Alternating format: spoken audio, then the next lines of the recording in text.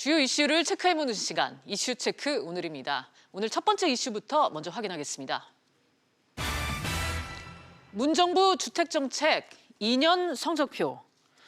문재인 정부 출범 2년 차를 맞아서 부동산 정책을 평가하는 세미나가 열렸습니다. 안정세로 돌아섰다는 평가가 나왔는데 시장에서는 어떻게 느끼고 있을까요? 황인표 기자와 이 내용 자세히 짚어보도록 하겠습니다.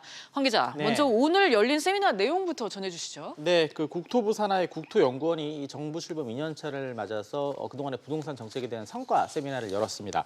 서울을 중심으로 불안한 모습을 보였던 이 주택 매매 시장이 작년 9.13 대책 이후 안정세로 돌아섰다는 게 주된 평가였습니다. 또 다른 나라와 비교해도 집값이 서울 집값이 특히 안정화돼 있다는 그런 평가가 주된 게 나왔는데요. 2014년부터 지난해까지 런던이 40%, 이 베를린이 63%, 시드니가 55% 등 크게 오를 동안 서울은 19% 상승에 그쳤다는 이 구체적인 수치까지 나왔습니다. 이 발제자의 얘기 들어보시죠. 서울의 경우 주요 대도시에 비해서 상당히 안정적인 추세를 보이고 있음을 알 수가 있습니다.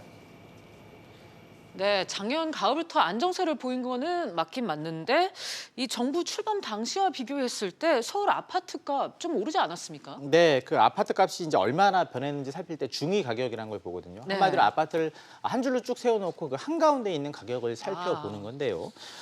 현 정부 출범 당시만 해도 서울 아파트 중위 가격은 6억 원이었습니다. 이후 지난해 1월 7억 원을 넘더니 9월에 8억 원, 11월엔 8억 5천만 원으로 최고점을 찍었습니다. 4월 말 현재 중위값은 8억 2천만 원 수준입니다. 네. 결론적으로 매년 이제 1억 1천만 원씩 그렇게 올랐다고 보시면 될 것 같습니다. 여러 대책이 나왔지만 강남권 재건축 단지 급등세를 막지 못했고 이 박원순 시장이 여의도 용산 개발 계획을 내놓겠다 이 말 한마디에 이 지역 아파트 값이 급등하기도 했습니다. 네. 시민들 의견도 들어보시죠. 미쳤다 그러죠. 아파트 값이 미쳤다 그러죠. 정말 젊은 셀러리민들 집장만 하기 너무너무 멀고 힘들고. 인상률이 좀 많이 가파른 것 같다는 생각이 들고요. 아무래도 서민들한테는 그런 부동산의 값이 그렇게 많이 오르는 게 아무래도 경쟁적인 부분이나 그런 부분에서 많이 부담된다고 생각을 하고 있습니다. 네, 아파트값이 부담이 된다는 시민들의 목소리 들으셨는데 황 기자, 아파트 분양 시장은 어떤가요? 그러니까 이제 무주택 서민 입장에서 그나마 싸게 집을 구할 수 있는 게 분양 시장인데요.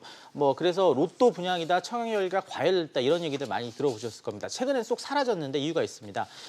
분양가가 크게 오르기 시작했는데요. 지난 2월에 분양한 서울 홍제동, 그러니까 좀 강북에서도 외곽 지역인데 이 지역 아파트의 경우 전용 면적 59제곱미터, 그러니까 실제로는 한 18평쯤 되는 그런 아파트인데 이 분양가가 최고 7억 원에 달했습니다. 이 84제곱미터의 경우 그 발코니 확장까지 비용까지 더하면 9억 원에 육박하기도 했습니다. 네, 서울 집값이 비싸니까 정부가 30만 호의 신도시 계획도 내놨는데 이걸 놓고도 잡음이 많은 것 같아요. 네, 서울 집값이 오르니까 이렇게 계획을 내놓고 취지는 좋다고 볼 수가 있을 것 같습니다.